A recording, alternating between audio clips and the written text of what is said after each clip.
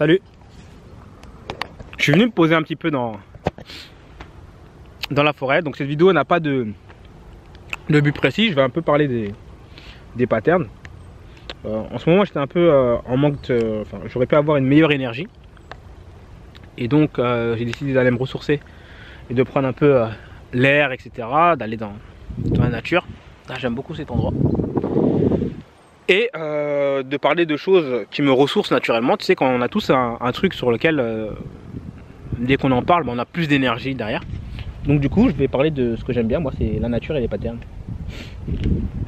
Donc c'est une vidéo en fait qui est pour moi à la base, mais bon, ça pourra servir si tu as envie de l'utiliser pour les avantages de comprendre les patterns. Donc, je t'ai ramené ici l'échiquier des patterns. Donc les patterns, pour celles et ceux qui ne comprennent pas trop ce que c'est tout simplement pour moi les lois fondamentales de la vie, d'accord, de l'existence, des choses qui existent. Donc ici j'en ai répertorié une 25. J'en connais moi une quarantaine et je pense qu'il doit y en exister peut-être entre 100 et 200 je pense. Sachant que tu as des lois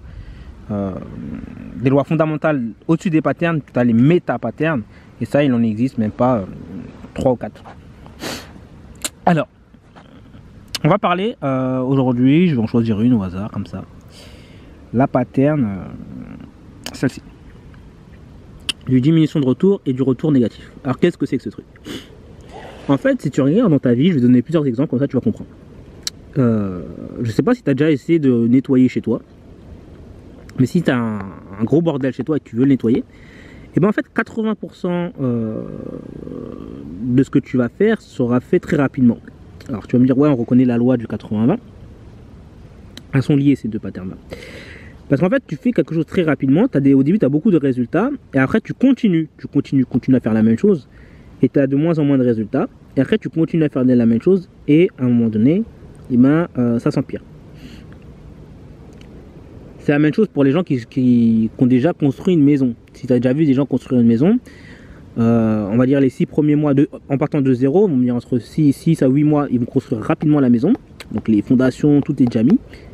Et puis les finitions prennent énormément de temps. C'est-à-dire que les finitions, au début tu en es là, et les finitions sont dans le retour, diminution de retour.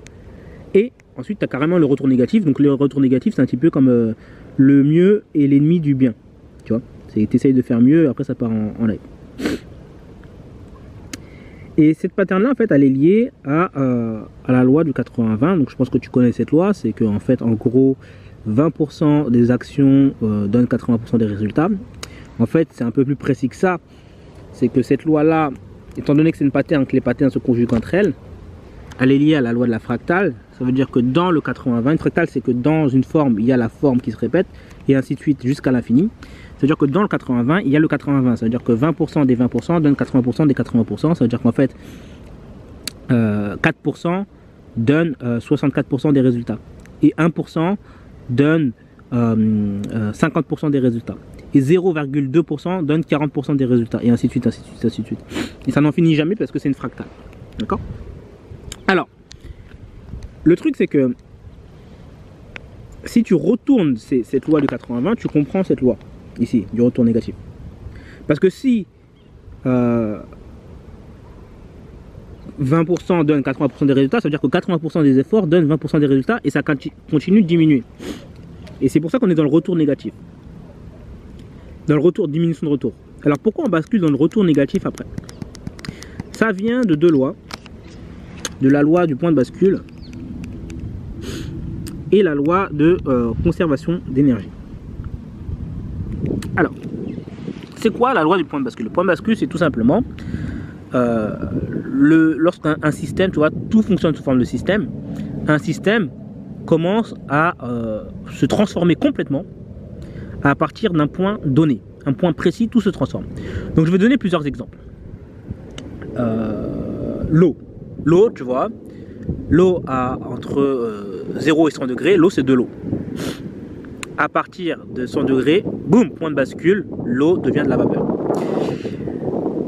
En dessous de 0 degré, à partir de à une pression normale, hein, boum, l'eau, ça commence à devenir de la glace. Point de bascule, le système change complètement, radicalement. Et ça, c'est vraiment lié à la conservation d'énergie. Il faut savoir que la conservation d'énergie, c'est pas une pattern, c'est une méta-pattern. C'est-à-dire que c'est une pattern mère.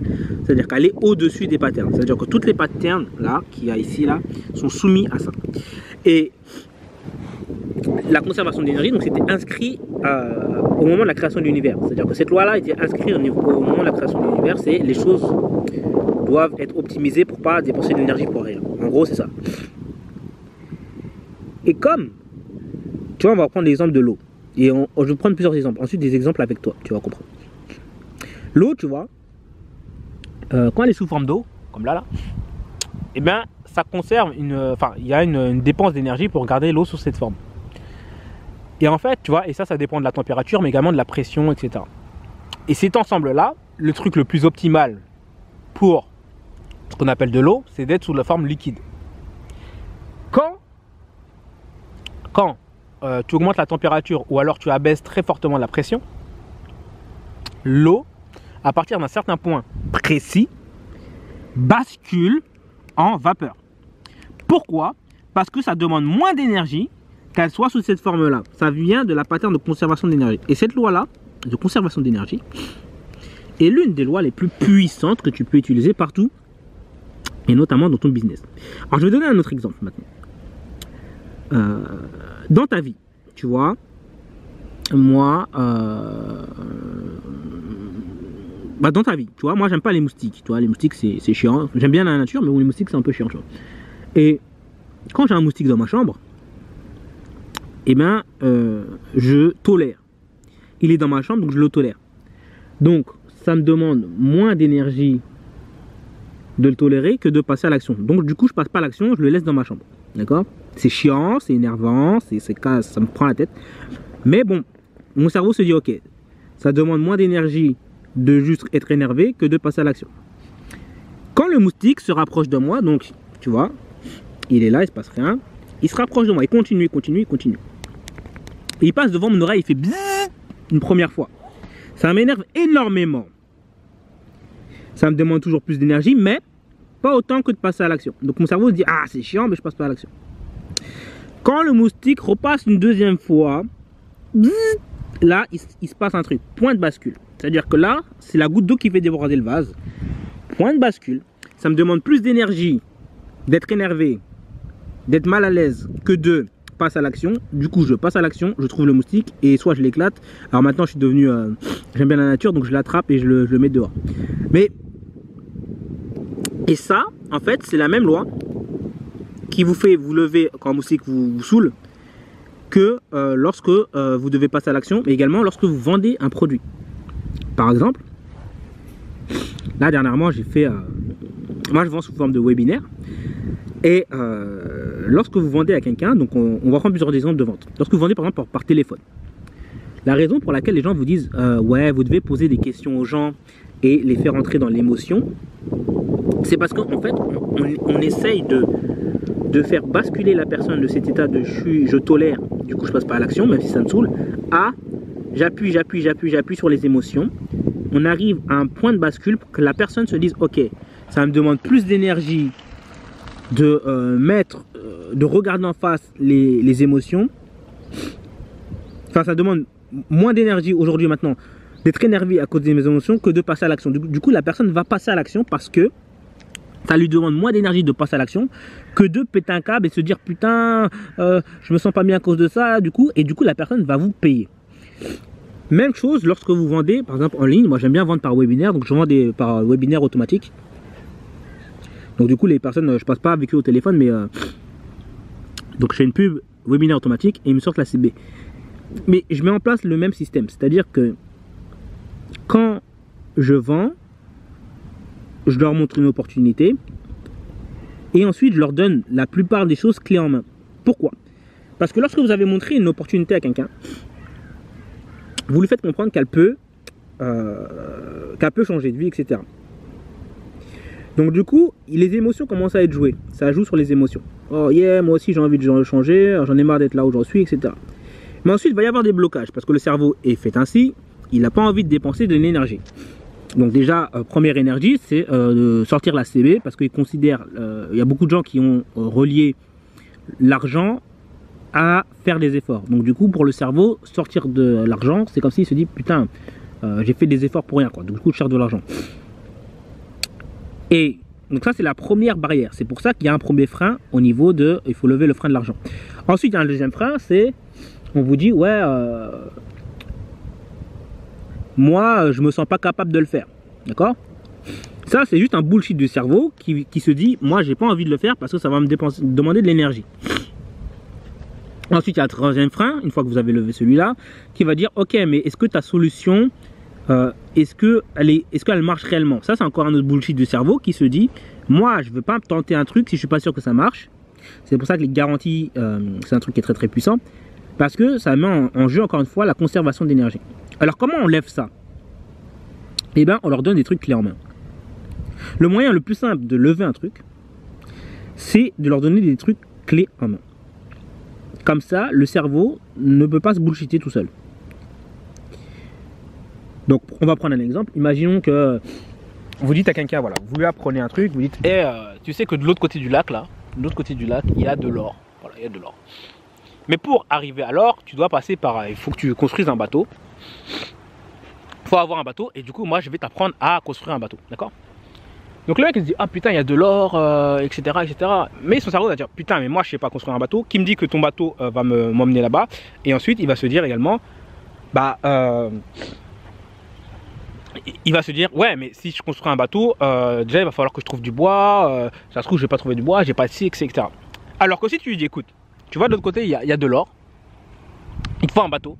Et tu sais quoi, le bateau, bah, il est là pour toi, je te le donne. What the fuck?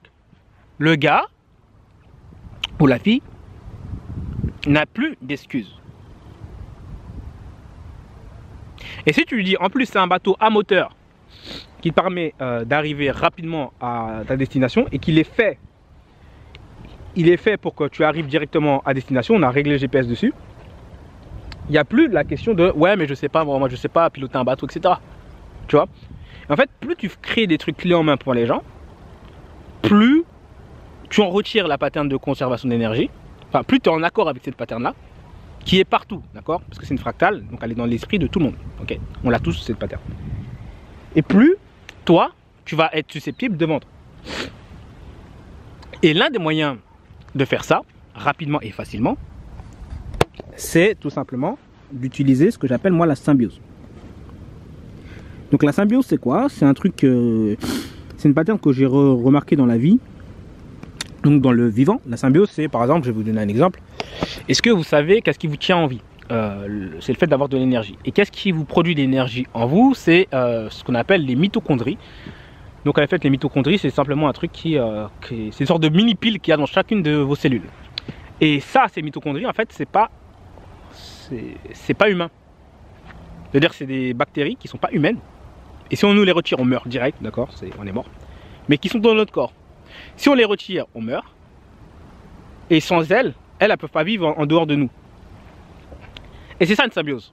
La symbiose, c'est tout simplement de mélanger deux concepts. D'accord? On mélange deux concepts. Et il y a un troisième truc, c'est qu'on retire un truc chiant. Donc par exemple, la bactérie, elle avait peut-être besoin d'avoir un milieu aqueux, avec certains minéraux, des trucs pour vivre. Et nous, on avait besoin peut-être de manger plus, ou de manger différemment, de respirer plus, parce que c'est lié avec l'oxygène qu'il y a dans l'air, et l'ATP, etc. Et donc du coup c'était chiant. Et cette combinaison des deux, on a fait ok, on prend cette bactérie, on les met dans notre corps, ça nous fait de l'énergie, et comme ça on vit tranquille. Et ben c'est comme un deal. C'est comme un deal que tu fais quand tu achètes une société. Tu vois, tu prends deux sociétés, tu prends les points intéressants des deux, et tu vires le truc qui est merdique. Et dans ton business, si tu veux vendre, et les gens qui connaissent le marketing vont reconnaître la phrase A plus B moins C, et ben ça revient à dire comment X sans Y. Donc par exemple, comment investir en immobilier sans le truc chiant. Donc par exemple sans passer par les banques. Il y a toujours le moins C. Le moins C, est un truc très puissant. Et lorsque tu comprends ça, lorsque tu mets ça, bah, tu mets en lien directement la conservation d'énergie. Je vais donner un autre exemple de symbiose qui est très sympa. Je suis parti aux États-Unis, enfin je suis parti au Mexique, on a transité par les États-Unis. Et à un moment, il y avait un restaurant, enfin il y avait 3 restaurants et ils partageaient la même salle.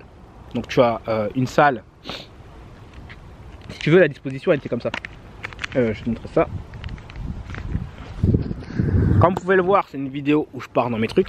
Comme je l'ai dit, hein, c'est pour moi, donc je partage mes trucs, mais si t'aimes pas, c'est pas grave, hein, j'en fous. Mais en gros, tu vois, ils étaient disposés comme ça.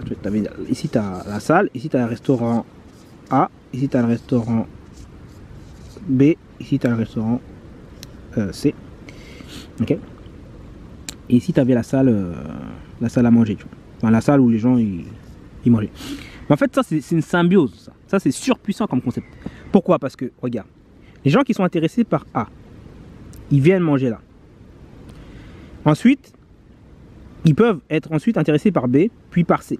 D'accord? Déjà, ça, c'est un premier concept.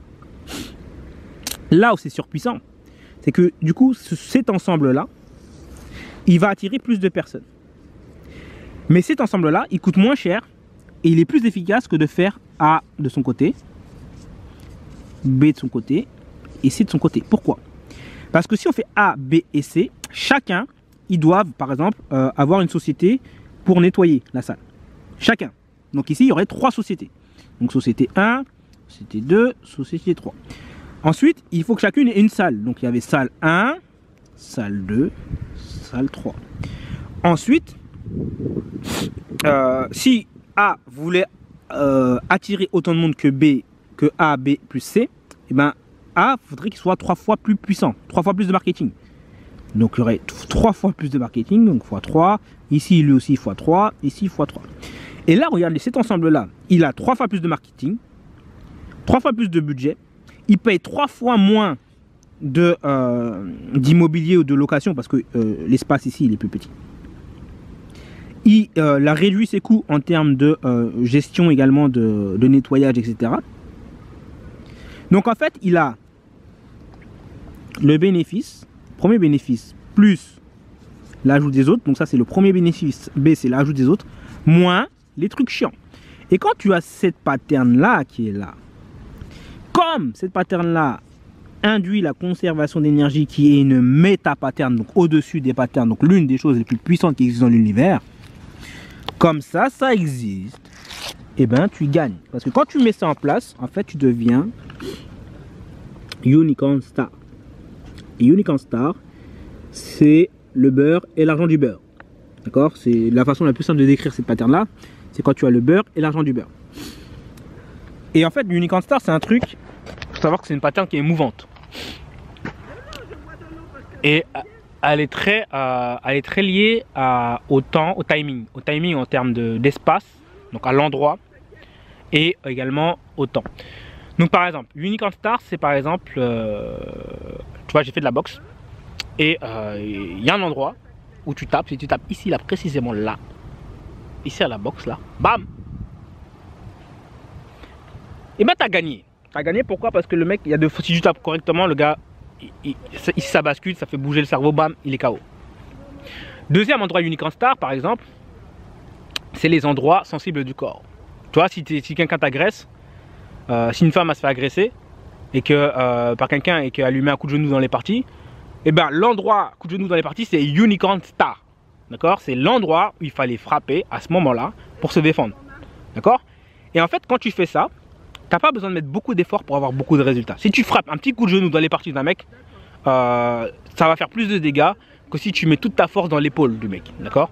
Ça fera beaucoup plus de dégâts. Même chose si tu lui mets le doigt dans l'œil, ça fera beaucoup plus de dégâts que si tu lui mets le doigt sur l'épaule. D'accord? L'œil, c'est Unicorn Star.